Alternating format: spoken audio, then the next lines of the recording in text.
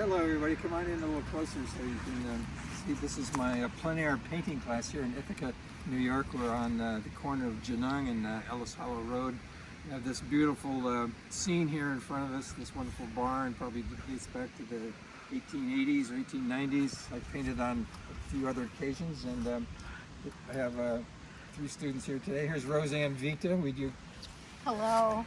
Hello, Roseanne. Vita from Kingston, New York, and Elizabeth Lloyd here from Dallas, Pennsylvania.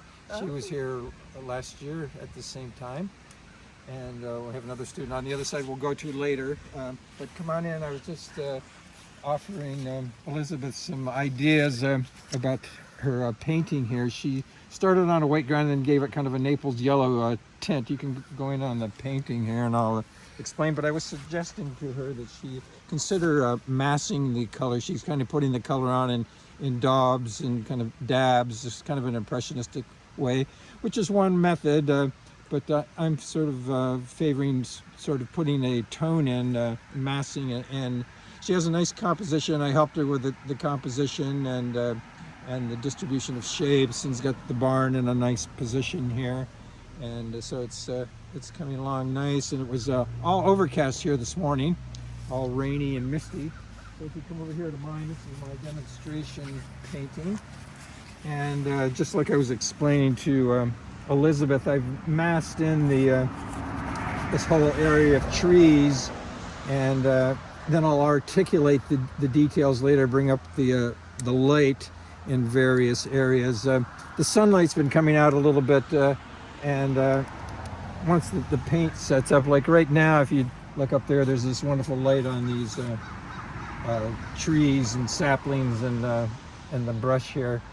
So as we're painting, we're always thinking of figure-ground relationship, which means light against dark, or vice versa. And so that's a serendipitous effect of the light here. Let's take a look at Roseanne's painting here. She's working on a little painting, and it's coming along very nice.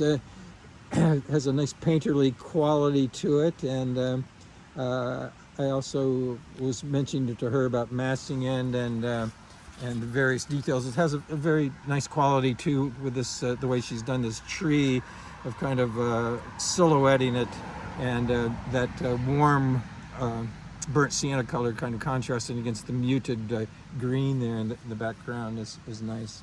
Now if you follow me over here, we'll go over to Chappé. Follow me around here.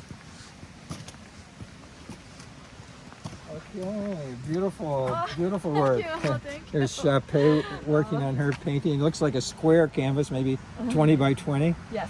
And Chappé lives here in Ithaca, New York. Want to say anything about your painting?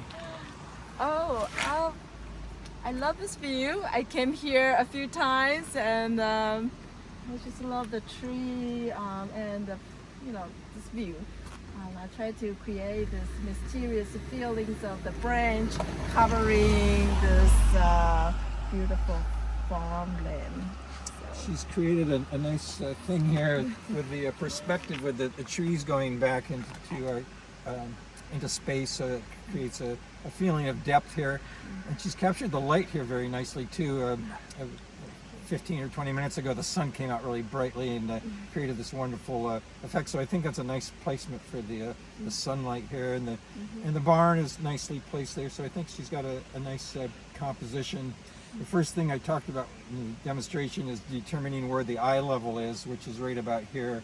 And I said we have three options. You could put it smack in the middle, up or below, and we've chosen a lower eye level placement here. So there's our wonderful students here, and at our class here on Ellis Hollow Road, and thank you so much for your attention. Cheers.